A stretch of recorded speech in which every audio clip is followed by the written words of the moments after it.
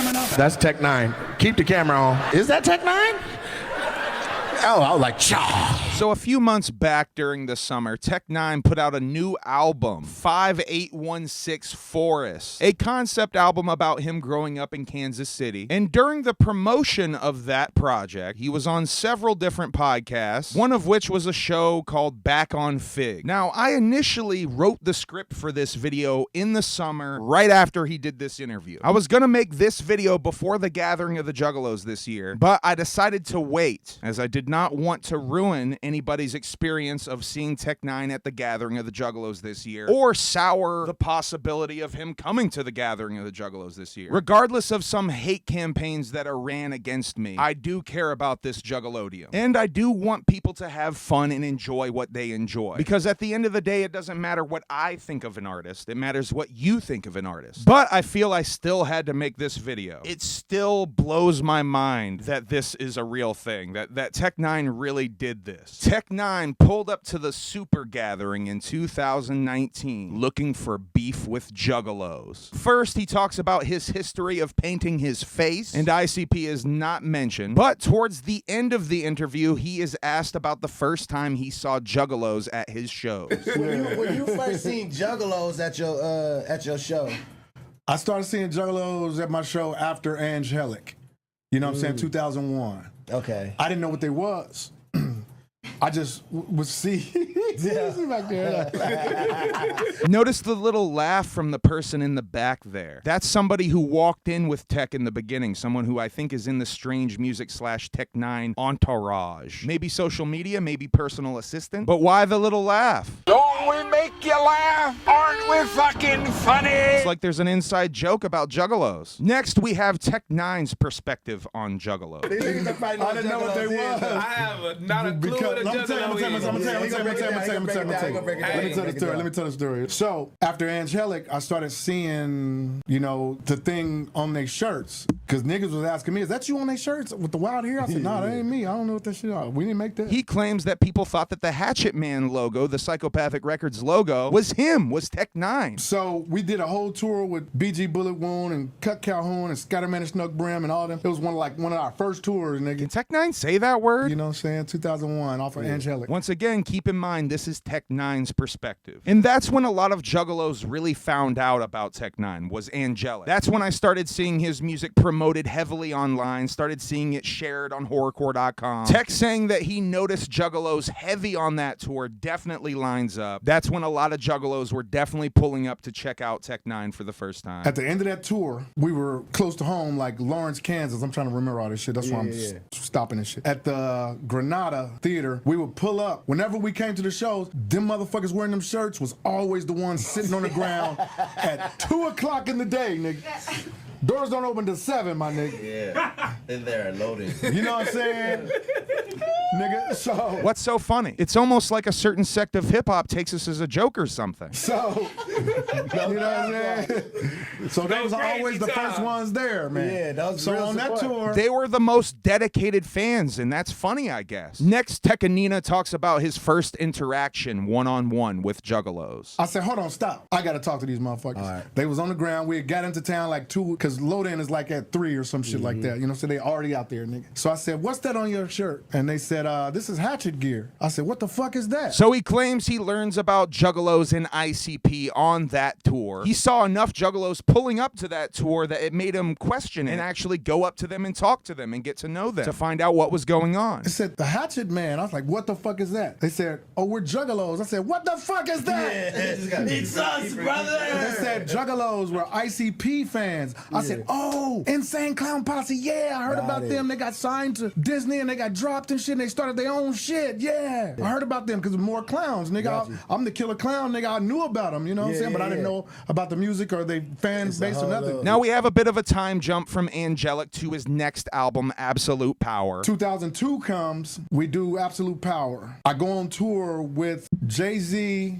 311, NERD, that's fucking Pharrell Nam, Nappy Roots, Talib Kweli, Hoobastank. It's called the Sprite Liquid Mix Tour. 2002. Kevin Lyman was throwing it. He does Warp Tour and all that shit. You might want to pick up some of the names you dropped there, Tech. I was seeing them shirts there too. They was everywhere. Yeah, they was you there can't get too. away from me, nigga. So 2003 come, ICP is putting together the tour. They call me, nigga. I'm not sure Tech9 can say that word. What I find interesting here is how he glosses over leaving his bad record deal that he was under with the release of Angelic and moving to start his own independent record label, Strange Music, with Absolute Power. How Strange Music is at least partially inspired by Psychopathic Records and what the Insane Clown Posse were doing with their independent record label. Also, the fact that he stole the cover concept for Absolute Power from a very popular Insane Clown Posse merch design at the time. As you can see here, it's a very similar pose. Parallel thinking, inspiration, or all-out Jack move. They call Strange Music and say, hey, we see the noise Tech making. We think it'll be a good thing if he go on tour with us, Bone Thugs and Harmony, fucking Cottonmouth Kings, Tech9, and I forgot, maybe Esham or somebody, I don't know. So Psychopathic Records and the Insane Clown Posse see that Juggalos are fucking with Tech9 heavily, and they give him an opening spot on the Wicked Wonka tour. And Tech9 is down because he wants more Juggalos as fans. And I said, fuck yeah, they fans be everywhere. Nigga, I got on that tour, man, that first day in Cleveland, Ohio, man. It was so packed, man. I've never seen so many fucking fans tuned in like that, man, with the fucking tattoos on them, with their face painted, nigga. I'm like, oh yeah, nigga, this is my shit. That's crazy. Here we go. So Tech's into the vibe, but the Juggalos at some of the shows were not into Tech9's vibe. That first show, nigga, they don't like me to talk about this, but I gotta tell you. First couple of shows, the Juggalos are so family oriented that if they don't know you, the front row will turn their backs on you while you're performing. Damn. Yeah, they don't like me to say it, but it's real. That's crazy. I The didn't know. Juggalos that did it, they know. Were any of you out there at any of these shows where Juggalos turned their back on Tech9? Please let me know in the comments and share your story. Next, he talks about winning Juggalos over with the performance of his song Stamina. But let me tell you, that was back when I was starting my show off with Stamina, I'll be them if I ever be, took away with the demons I never be, with the when I bust a rhythm, I come with the heater, cleverly to the machine gun.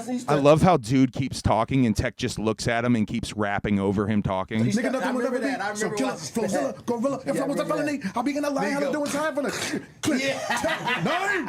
Nigga, the motherfuckers turned around, nigga. Soon as I came out. When they heard that gun and nigga rapping to that gun, them backs turned like this and I would just be smiling like, yeah, nigga. Yeah. Because I had never seen nothing like that. I was like, I'm a king in my own castle, but I'm coming in another kingdom. So I was offended, nigga. Those first couple shows, turning their back. He says that he was offended by that reaction, by Juggalos turning their backs on him at the shows, even though he literally turned the crowd around. So, the first show in Cleveland, I turned them motherfuckers around. Second show in Columbus, turned them motherfuckers around. Oh, that's crazy. You So know it what I'm was like a thing saying? Down there. Yeah. This is deeper than Back on you. Yeah, Wow. nigga, because you ain't family. Yeah. So how do you? But how I do you became initiate family. That? Oh, through that though, because how do they actually know you family? Turn them around. Because they've been coming right? to You the gotta turn Gathering them of the Juggalos for years. This is my first one. Is Tech9 one of those normies that thinks every Juggalo show is a gathering? That was probably the fucking 12th annual, 10th annual. I don't fucking know. But They like, who is this no nigga? yeah. Word. But a lot of them knew Trust me, nigga. Tech9.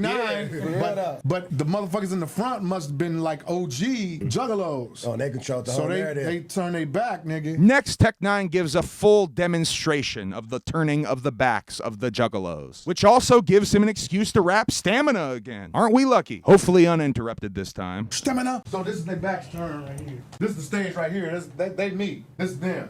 They meet. Stamina, I'll be dumb if I ever be. Took away with the demons I never be. With the weather when I bust a rhythm, I come with the heat. Heavily, nigga, another one never what? Lifted them motherfuckers up, blood. That's Sorry. crazy. Sorry. It came out. Bro, we get it. You're in a gang. I lifted the motherfuckers up, man. You know what I'm that's saying? crazy. It was dope, man. So, that's how I became Juggalo family after that tour. The 12th annual Gathering Tour, yes. Next, he talks about how his fans exploded after the tour. So every tour after, nigga, my fans fucking multiplied. It was, come on, They still at my show. It's just you can't tell. Really, some of them wear the shirt still, but not many paint their face no more. You know what I'm saying? So they look like technicians. Now, let's talk about the term technician real quick. Let's not sit here and act like the term technician isn't completely inspired by the term juggalo. A cutesy little name for your hardcore fan base? Gee, I wonder where he got that idea from. Must have been No Limit Records, right? they're juggalos that are technicians. Probably brought him over here now. Yeah. Next, Tech N9ne talks about the Hot 97 appearance that caused some static between Tech N9ne and the Juggalodium. Now, you know, it got kind of bad because I went on Hot 97 some years back, and Ebro and them asked me, they're like, you remind us of ICP. I'm like, nah, man, we different. Nah, because the face paint make niggas think that we the same, but lyrically and all that kind of shit, we differ, man. You know what I'm saying? And I don't like to be compared to nobody, but thank you. I want to talk about this reluctance to give the Insane Clown Posse props. He doesn't even want to be compared to them. I think his reluctance to be compared to the Insane Clown Posse is the core of the problem here. It's evident in the Hot 97 interview and in this interview as well. So they asked me about the Gathering of the Juggalos. I'm like, niggas, the craziest party ever. I was hype. Like, niggas, raw dog tent and this fucking drug bridge and all this kind of shit. And they took it like, what the fuck is raw dog tent and drug bridge, nigga? That make our shit sound fucked up. And I'm like, this is just the shit I remember seeing. Not that ICP ever seen it. They don't, nigga, me and Chris Calico was out in the fucking crowd riding on the go-karts going to see what's going on, you know what I'm saying? He was out there with the people. So I was talking like I was amazed to be seeing this shit. I've never, cause it was like a private property, so the police couldn't come in, so it was like free for all, nigga. It was beautiful. But they took it like I was talking shit and that I didn't say enough good shit about the Juggalos. From Tech N9ne's perspective, the problem started with him bringing up the raw dog tent, the raw dog line, and drug bridge in the interview. Unsavory topics that the Insane Clown Posse do not typically like to shine a light on or even admit happened. But here he is bringing it up again in this interview. Again, I think the core of the problem is in the not saying enough good things about Juggalos, or at least giving the Insane Clown Posse more credit. So the leaders, your experience, so the clowns, they said, they told the fans that we feel like Tech didn't show the Juggalos enough love. Ooh, I started getting fucking death threats and all that kind of shit. What? Yeah. What the fuck? So Tech was getting death threats. And next he describes going to the Gathering of the Juggalos, the Soopa Gathering, the 20th annual in 2019, in the midst of all of this going on. I did my last gathering some years back. It was right in the midst of the you know, motherfuckers threatening me, like, we'll kill you, you motherfucker, if you come to the gathering, you know what I'm saying? Shit like that. Just a few. It wasn't a lot, you know? And I still went, and I went like on 10, nigga. I'm like, I'm going out there in I felt stupid as fuck, man, because as soon as I got there, it's packed, you know? It's like a 3-day, 4-day thing, you know what I'm saying? So I get there on like a Friday or something, or Saturday or Sunday, I don't fucking know. So I get out there and I tell my niggas, get us a fucking go-kart, because I'm like, nigga, this blood, nigga, whatever. We gonna find them. They gonna find us. Wait, is Tech N9ne saying he was riding around the Super Gathering in a golf cart looking for problems with Juggalos, looking for perceived beef with Juggalos? So I go out there and they got me on the cart and I'm looking at everybody, nigga. You know, I'm a good man. That's crazy. I'm a good man. I mean, deep inside, I really wish a nigga won't, even though I'm from the wish a nigga woods. You know what I'm saying? Like I say that in a song, you know what I'm saying? So it's like, but I wanted it this time because I showed so much love and they got me fucked up. It sounds like that's what he's saying, which is just really stupid on a couple of levels, which I think even he realizes, because all he got was love when he was out there driving around looking for problems. So I went out there, nigga, looking. There was so much love, man. And tech. And I'm looking for the nigga who said that they gonna do something to me. And we going around we going through campsites. Like, what's up, y'all? What's up? How y'all doing? They don't know. Can we get a picture? Yeah. Come on. I'm looking. Got my head on a swivel, you know. And I get backstage, man. I'm like, I'm stupid. It wasn't even that. Really stupid. The Gathering of the Juggalos is not the place to just be riding around around looking to start problems or find problems. If anything, it should be the place to end beef, to settle your issues. But that doesn't seem like what happened, as Tech9 says he just wanted to get out of there. And he told his manager that he never wanted to do Juggalo shows again. I'm fucking stupid. I said I can't do this no more. I can't feel like this no more. I can't feel like this no more. So I did my show. Niggas was trying to talk to me after backstage. I'm like, nope, I ain't got. There's too many niggas back here. I gotta get in before something happen. I gotta go. Boom. I said, Travis, I can't do no more, man. I gotta feel secure if I'm doing shows. Nigga, I can't be thinking, okay, somebody gonna throw a bag of shit at me, or I can't be thinking that shit on stage. I can't be thinking that somebody gonna try to kill me out here and I'm out here looking for it like a dumb nigga. You know what I'm saying? So I said, I don't wanna do it no more. Tech9 was on edge around Juggalos and was afraid of bags of piss and or shit being thrown at him, being possibly murdered by Juggalos. Told Travis no more Juggalo shows. That's pretty crazy, right? Next, he talks about changing his mind and informing his booking agent to accept an offer if one were to come in for the Gathering of Legends, this past year's Gathering of the Juggalos. So some years done passed since I done it. Last year, late last year, I heard that they was doing the Gathering Legends, and I'm seeing all the Juggalos say, you gotta be at the Legends, you gotta be at the Legends. Fuck all the dumb shit, you gotta be at the Legends. There was just a couple of stupid Juggalos. No, please, you know, they know what's going on.